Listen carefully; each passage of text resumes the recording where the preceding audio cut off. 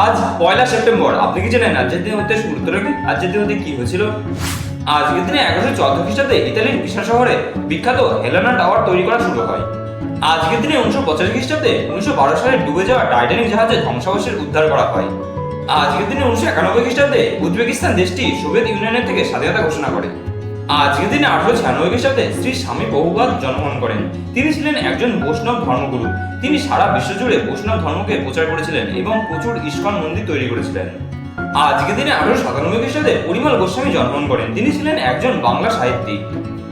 আজকের দিনে 1947 খ্রিস্টাব্দে মিহির সেনগুপ্ত জন্মগ্রহণ করেন। তিনি ছিলেন একজন প্রখ্যাত ভারতীয় বাঙালি লেখক। আজকের দিনে 1965 খ্রিস্টাব্দে নচিকেতা চক্রবর্তী জন্মগ্রহণ করেন। তিনি হলেন একজন বিখ্যাত ভারতীয় বাঙালি গায়ক, গীতিকার, সুরকার ও সঙ্গীত পরিচালক। আজকের দিনে 1974 খ্রিস্টাব্দে গুরু অমরদাস মারা যান। তিনি ছিলেন শিখ ধর্মের 10 জন শিখগুরুর মধ্যে তৃতীয় শিখ গুরু।